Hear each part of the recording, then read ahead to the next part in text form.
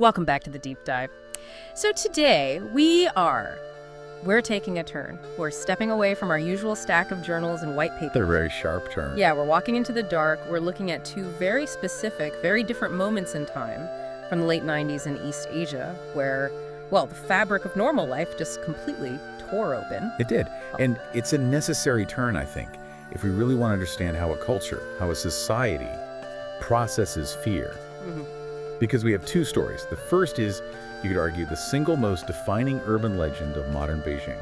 It's a ghost story that, every cab driver has a version of. Okay.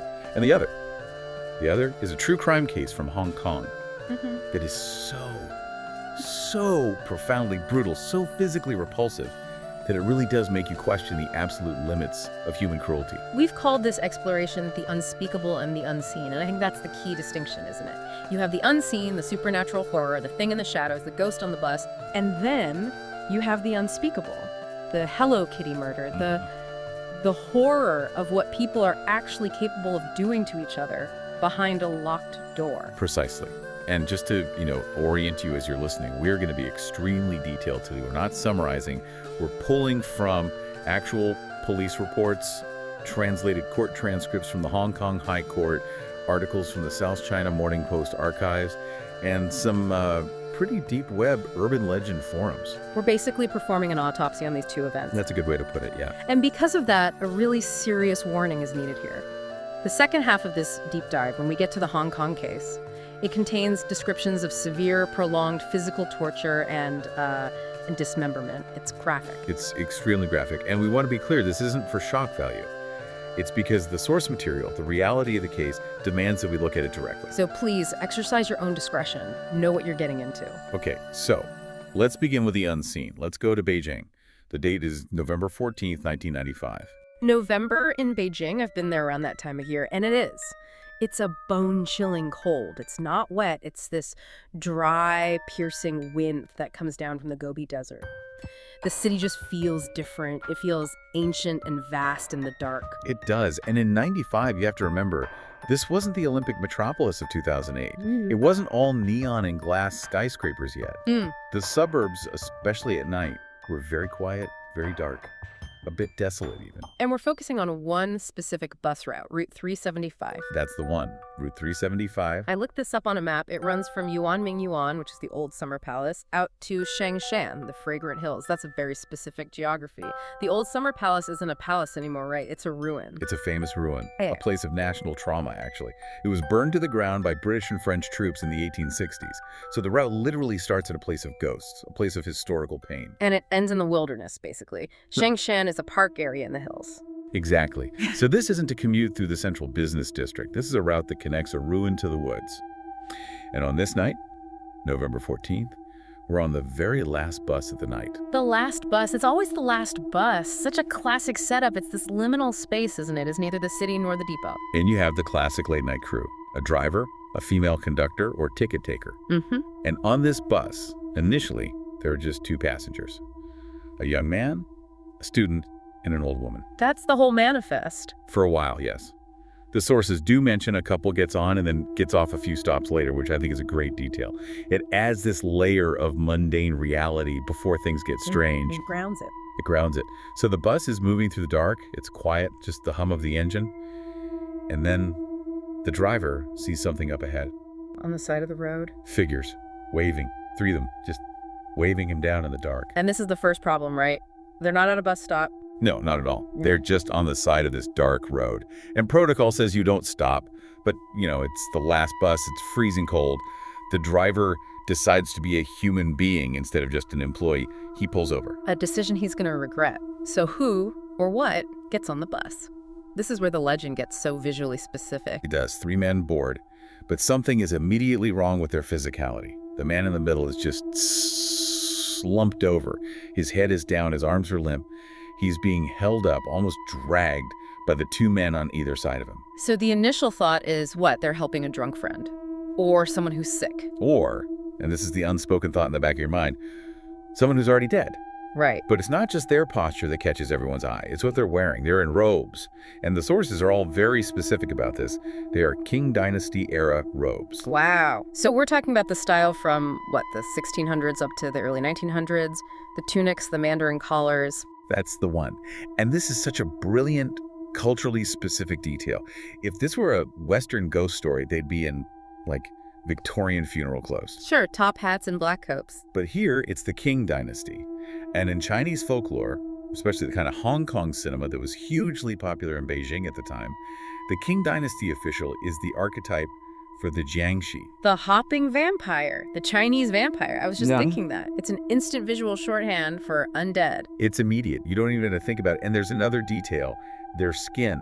The reports say it wasn't just pale. It was white, like paper.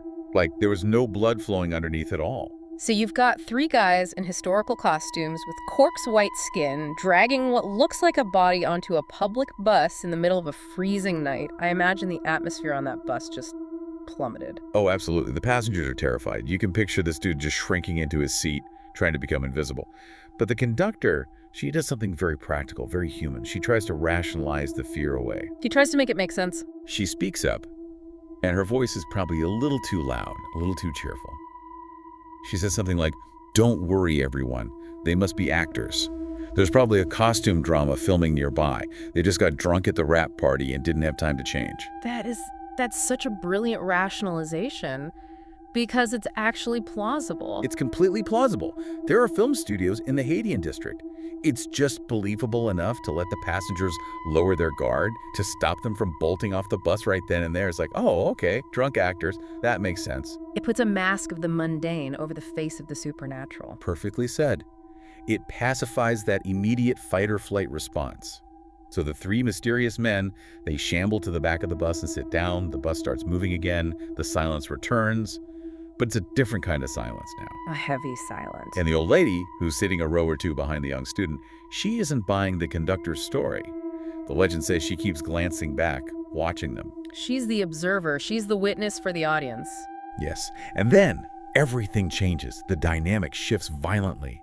The old lady, suddenly, out of nowhere, attacks the student. Physically. No, verbally, but with incredible aggression. She starts screaming at him, accusing him of stealing her purse. "You thief! You stole my wallet! I saw you!"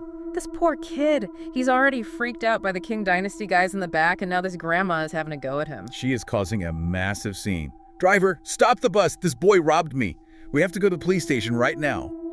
The student is just completely bewildered. He's denying it. He's showing his empty hands, but she's absolutely relentless. It's such a complete disruption of the social order. You know, in Chinese culture, respecting your elders is so fundamental. But here, the elder is acting completely unhinged. It creates this vortex of chaos and confusion, and it's a diversion. The driver is just annoyed. He's at the end of a long shift. He doesn't want to deal with this. He's not a cop. He's not a referee. He just wants the noise off his bus. That's it. So to solve his problem, he pulls over again, opens the doors, and just kicks them both off. The screaming old lady and the very, very confused student get out. So there they are, standing on the side of a dark, cold road, watching the red taillights of bus 375 get smaller and smaller until they vanish into the night. The student is probably furious, ready to argue his case. And this is the moment, this is the twist that makes the story a legend. The second the bus is completely out of sight, the old lady's anger just evaporates. She drops the act instantly. Just turns it off like a switch. Completely. Yeah. She turns to the student, and her face is now deadly serious, and she says, "I just saved your life." Chills. That's such a powerful narrative turn. She wasn't crazy, she was calculating. She was a survivor. The student, of course, asks, "What are you talking about?" And she tells him what she saw. What did she see that no one else did? She tells him she'd been watching the three men in the back. And at one point, a gust of wind blew through the bus. Maybe a window was cracked open just a little bit, and the wind lifted the bottoms of their long Qing Dynasty robes. And underneath? Nothing. No legs. They had no legs. They weren't sitting on the seats. They were floating a few inches above them. That's it. That's the definitive signifier of a ghost in so much of this folklore. It's not that they're transparent or rattling chains. It's that they don't touch the earth. They have no legs. Precisely. In that instant, she knew they weren't actors. They were spirits. Or worse. She knew that bus was doomed, and she realized she couldn't fight them. She couldn't just stand up and say, "Hey everyone, there are ghosts on the bus." No one would have believed her. They'd have thought she was insane. They'd have sided with the conductor's drunk actors theory. So she did the only thing she could think of to save the one innocent life she could reach. She created a social problem to solve a supernatural one. It's an incredibly clever use of the crazy old lady trope. She weaponized society's perception of her to save this kid. She did. But this is where the story shifts. It goes from being a spooky campfire tale to something that people claim is a real cold case. And since this is the deep dive, let's get into the alleged evidence that makes this legend so sticky. Okay. So, the old lady and the student, they go to the nearest police station, they report what happened, the ghosts, the floating men, all of it. And the police, I'm guessing, have a good laugh and tell them to go home. Pretty much. They dismiss them completely. It's the ramblings of a senile woman and a confused kid. Case closed. Until the next morning. Right, and the morning shift comes in at the bus depot, and bus 375 never came back. It's missing. The driver and conductor are missing. It's officially a missing persons case. And now the crazy old lady story is the only lead they have. It's the only lead, so the police launch a search. Now, the details here vary a little from source to source, but the most common versions, like the ones on the Edwindex archives, are very specific. Days later, they find the bus, submerged in a reservoir. Some versions say it was found in a dried-up riverbed or driven off a cliff. But the key detail is that it was found nearly 100 kilometers away from its intended route. 100 kilometers. That's the first huge forensic red flag. How does a city bus, especially the last one of the night, with a near-empty tank, travel an extra 100 kilometers? It can't. It's physically impossible. It wouldn't have enough fuel. So the police are already baffled. They pull the bus out of the water, and inside they find 5 bodies. The driver and the conductor. And the 3 men. 3 men who had no legs. And this is where the story gets really grotesque, the forensic details. The bodies of the driver and the conductor are decomposed, which, makes sense after a couple days submerged in water. It's a normal state of decay. Okay. But the bodies of the 3 unidentified men, they are in a state of advanced, severe decomposition. We're talking about bodies that look like they have been dead for months, maybe years, not 48 hours. So it confirms the old lady's observation. They were already dead when they got on that bus. They were corpses. They were just animated. But the one detail, the one piece of evidence in this legend that truly anchors the horror, the thing that gives you that cold industrial feeling of dread, is the fuel tank. I remember reading about this. This is the detail that you can't forget. No. The police are trying to figure out the 100-kilometer discrepancy. One theory is maybe the driver went rogue, went off route to an illegal station to refuel, which was strictly forbidden. So they check the fuel tank, they open the fuel cap, and the tank isn't empty, it's full. But it's not filled with diesel. It was filled with fresh blood. Filled to the brim with blood. My God, the implication there is just, it's monstrous. It means the machine itself, the bus, was running on life force. It wasn't a vehicle anymore. It was a predator. It connects the mechanical world to the biological world of spirits in the most disturbing way imaginable. Yeah. And the police investigation has one final detail, one last dead end. They checked the traffic and security cameras on all the roads leading towards that reservoir. Let me guess. Nothing. The bus is on camera up until the point where the old lady and the student get off.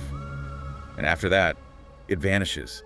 It is not captured on a single camera again. It didn't drive there. It simply ceased to exist in our observable reality and reappeared, wrecked, in the reservoir. It slipped through a crack in the world. What I find so fascinating about this, beyond just the raw horror of it, is how it acts as this bridge between the old Beijing and the new Beijing. How so?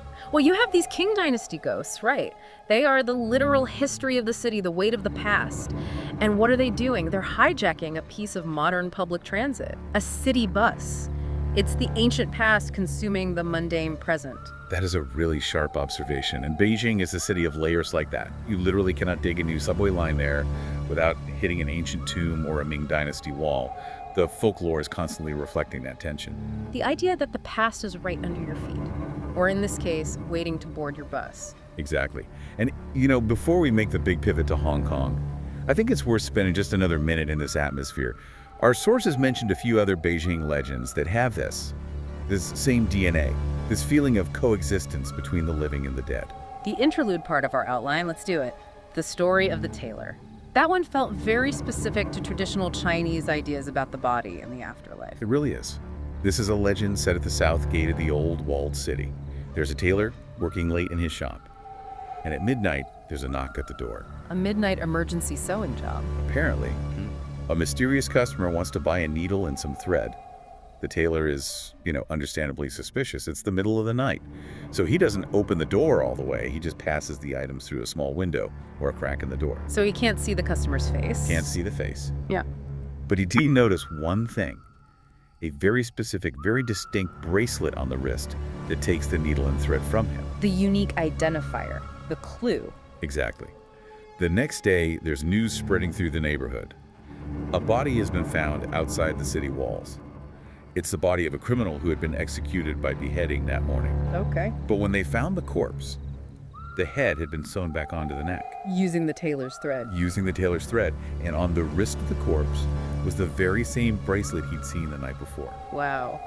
So the implication is that the spirit of the executed man came back to buy the tools to make his body whole again for the afterlife.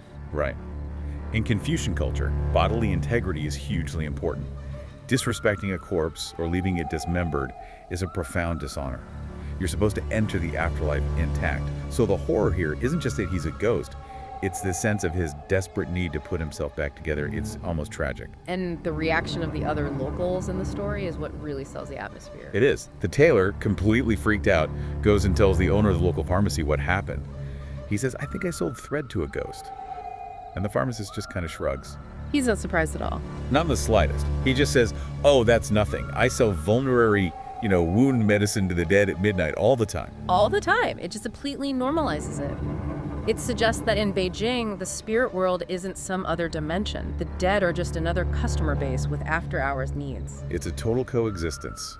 It's the same idea behind the ghost train of Babao Mountain. Babao Mountain. That's the big cemetery for party officials, right? The revolutionary heroes. It's the most prestigious cemetery in the country.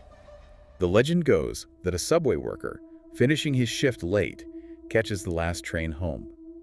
And it's oddly crowded for that time of night, full of people who look exhausted, wearing worn-out old-fashioned clothes. And the train starts looping. The train's automated voice announces, "Next station, Babao Mountain."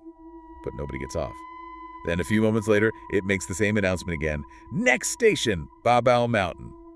And between those two announcements, the worker blinks, and the entire train is empty. He was on the ghost train. He had accidentally boarded the special transport for the spirits returning to their graves for the night. These stories, Bus 375, the tailor, the ghost train, they have this romantic, almost spooky quality. It's atmospheric horror, floating robes, phantom trains. It's scary, but it's a safe kind of scary. It's folklore. It's what we're calling the unseen. It allows us to process the idea of death and the supernatural from a comfortable distance. Now we have to make a very hard pivot, because the second half of our deep dive is not about folklore. It's not about ghosts you can escape by creating a diversion. Yeah. It is about a horror that is entirely human, entirely unspeakable, and it happened in a very real, very gritty third-floor apartment in Hong Kong. We're moving to 1999, the Hello Kitty murder, and I think we need to set the stage here very carefully. If the Beijing bus story is about the fear of the historical past, this case is about the horror of the marginalized, ignored present. And to do that, we have to start with the victim. We need to understand who she was before we can possibly understand the crime. Her name was Fan Man Yi. Her friends called her Map. Let's talk about Map. Because in the sensational headlines that followed, she's often just reduced to a label: prostitute, drug addict. But she was a person with a full and deeply tragic history. A very tragic history. She was born in 1976. As a child, she was abandoned, grew up in a girls' orphanage in Ma Tau Wei. And here's a detail from the court records that just highlights the systemic failure that was about to happen to her. When she turned 15, she aged out. Aged out of the system at 15 years old. She's barely a teenager. The orphanage had an age restriction. So at 15, she is effectively put out on the streets of Hong Kong with no family, no money, no support network whatsoever. It's almost a deterministic path from there. Where else is she supposed to go? What choices does she have? Exactly. She drifted into the only economies that were available to a girl in her position: the drug trade and sex work. She became addicted to ice, which is methamphetamine. A brutal drug. Yes. She eventually married a man named Asai, who was also an addict. It was a chaotic, violent life. But Mm. by 1998, she had a son. And all the sources suggest that this was a turning point for her. She was really trying to turn her life around. But for son. For her son. She was trying to get clean. She had stopped doing street-level prostitution and had gotten a job as a hostess at a place called the Empress Karaoke Club. She wanted to be a mother. She was trying to claw her way out of this pit. But the pit has its own gravity, and in her case, that gravity took the form of a man and a debt.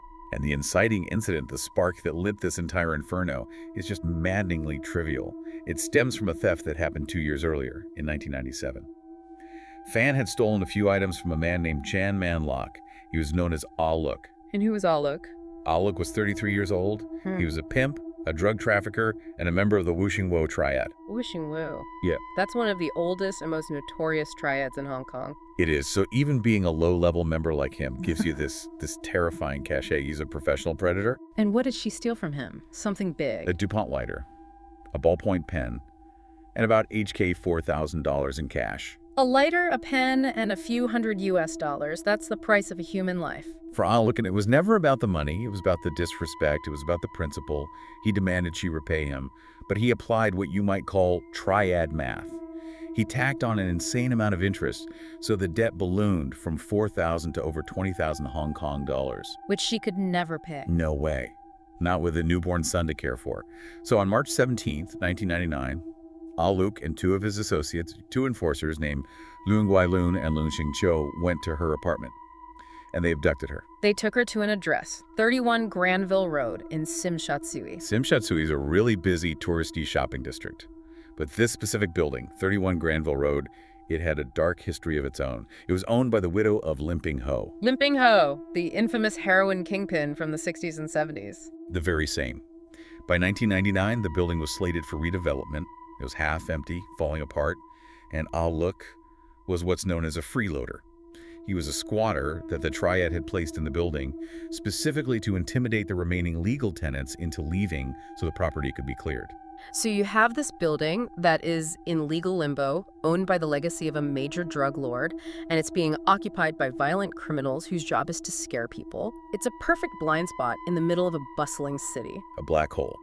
They took her to apartment 3B on the 3rd floor. The court records describe it as sparsely furnished. Renovation materials, tools, and garbage strewn everywhere, just 2 mattresses on the floor. And when Fan Manny was brought there, she initially believed she was going to be forced to siya bang, which is slang for working as a prostitute to pay off the debt. She thought she was going there to work. That's what she thought. But that is not what happened. They didn't want her to earn money for them. They wanted to punish her. They held her captive in that apartment for 1 month, from March 17th until mid-April. And this is where we have to talk about the unspeakable. And we should be clear, the only reason we know these details is because there was a witness, a 4th person in that apartment, a 14-year-old girl named Ah Fong. Yes. She was the girlfriend of one of the accomplices. She was there. She watched all of it. And she later testified. She testified that the men treated Fan Man not as a human being, not even as a prisoner, but as an object, as a toy to be broken for their amusement. To torture. It was systematic. It was. They beat her constantly with metal water pipes and wooden bars. At one point, they hung her from the ceiling by her wrists and used her as a human punching bag. Ah Fong testified she saw one of them kick her in the head 50 times in a single session. The cruelty wasn't just rage, it was creative, it was sadistic. It was profoundly sadistic. They would melt plastic straws with a lighter and drip the molten plastic onto her skin, onto her legs. They would pour hot wax on her feet. The medical examiner later surmised this had a dual purpose. What's that? Pain, obviously, but also it was to prevent her from escaping. If the soles of your feet are covered in severe burns, you cannot walk, you cannot run. They were systematically taking away her mobility. Just like the ghosts in the first story had no legs. They were physically, brutally removing hers. It's a chilling parallel. And the psychological component of this. This is the part that truly haunts me. They forced her to smile. What do you mean? While they were beating her, kicking her, burning her, they demanded that she smile and say she was enjoying it. She had to tell them she liked it.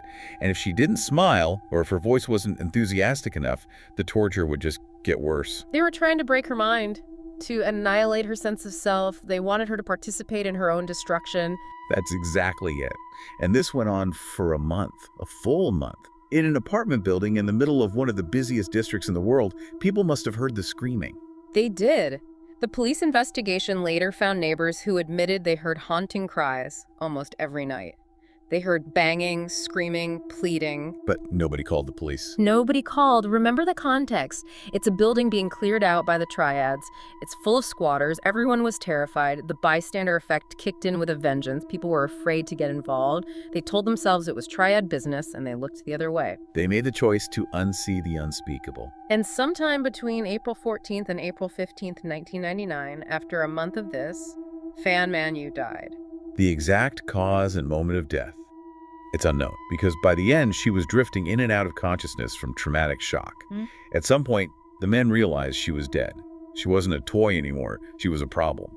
She was a body they had to get rid of. And this is the part of the story that gave the crime its unforgettable, surreal name, the detail that made it a global headline. Yes. Their solution to the problem was meticulous.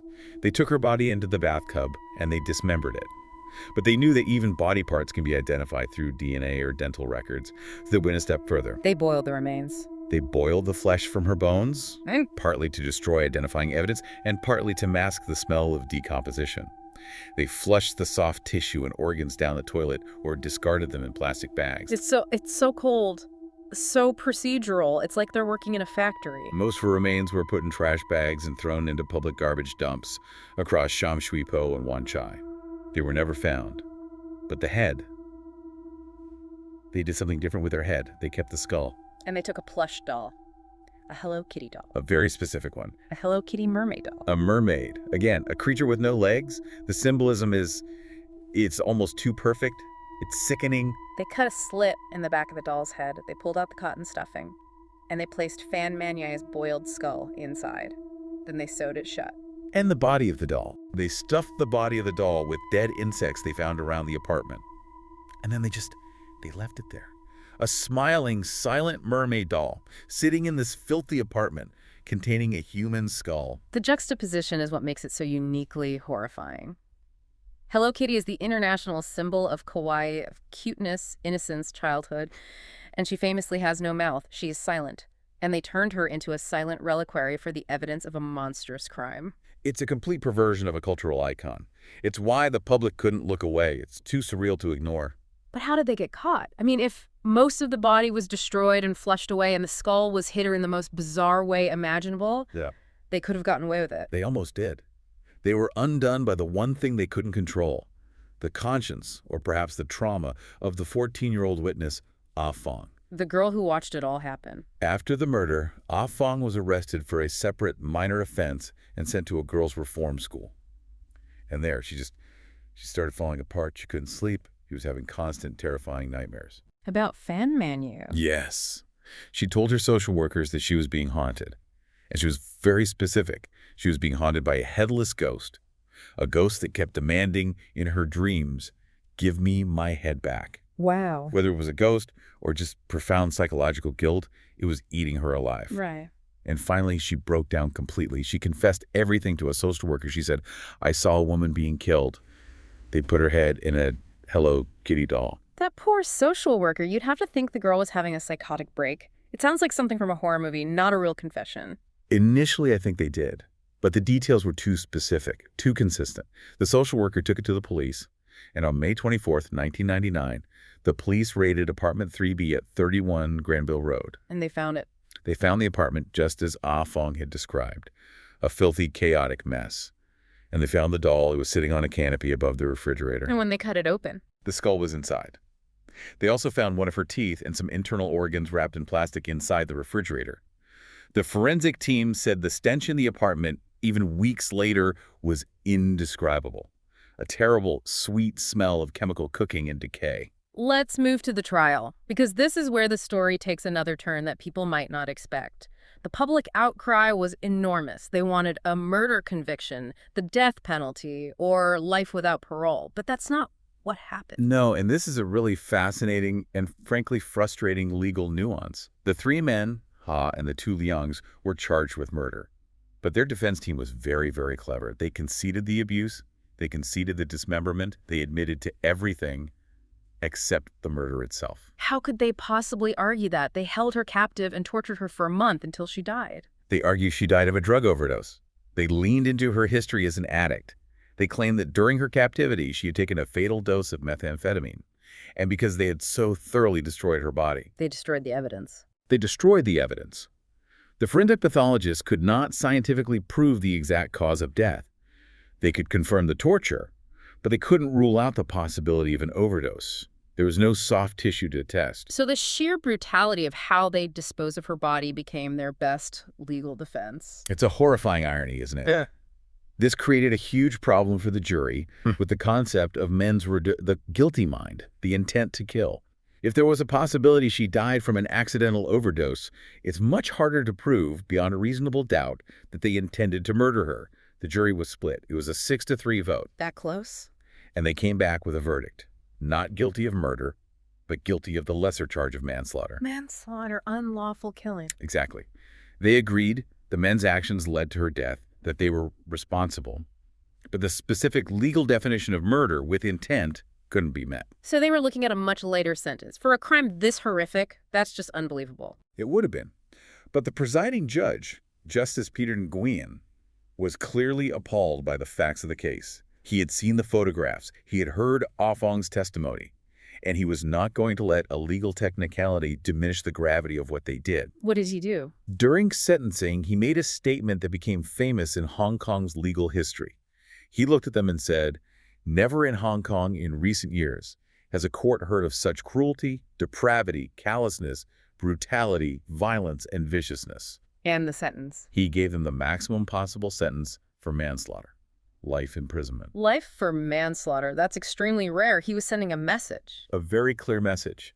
He said a minimum parole eligibility of 20 years, ensuring they would spend a very, very long time behind bars.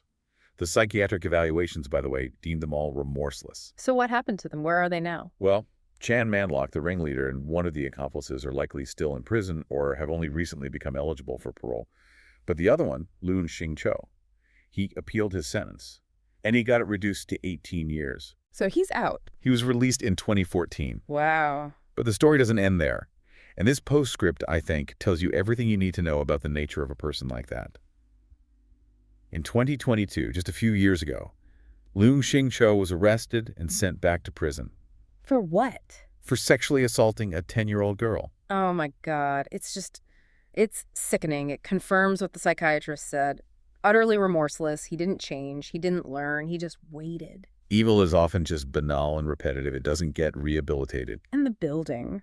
What happened to 31 Granville Road? It became a site of macabre tourism. A haunted house. People would go there to try and see ghosts. The businesses on the ground floor couldn't survive. Nobody wanted to be there. It was finally mercifully demolished in 2012. And something new was built. In 2016, a new hotel opened on that exact spot, the Soravit Hotel. I wonder how many of the guests who stay there have any idea what happened on the ground where their bed now stands. Some of them might get a hint. The hotel management, in a very telling move, placed large portraits of Buddha in the lobby. In Hong Kong culture, that's a very specific signal. It's an attempt to appease troubled spirits, to calm the energy of a place.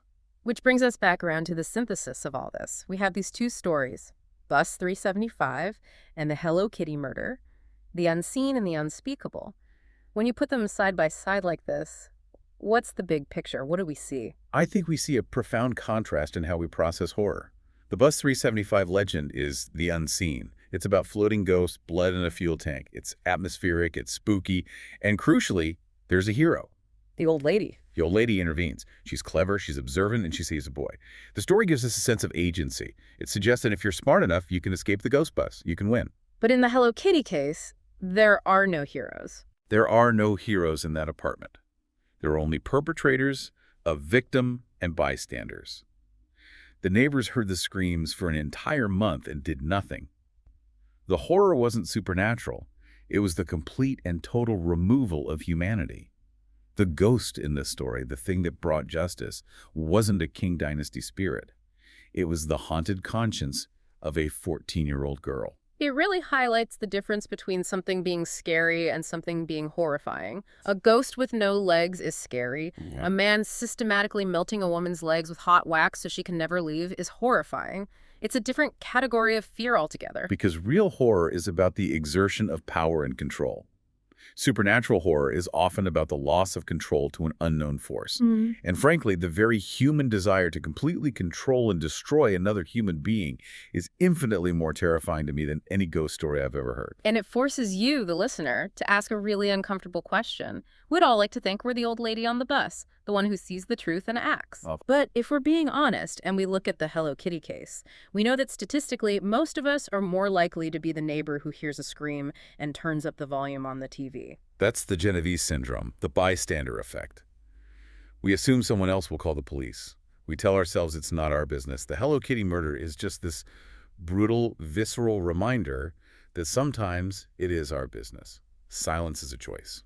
So, as we wrap up this very dark walk, what's the takeaway? I think we tell ourselves the ghost stories, the stories of the unseen, like Bus 375, to inoculate ourselves.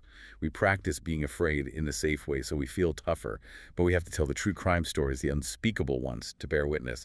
We can't save Fan Mania now, but remembering exactly what happened to her in all its horrific detail is a form of justice. It denies her killers the anonymity and the silence they tried to create when they boiled that bone. And a final thought to leave you with, to chew on.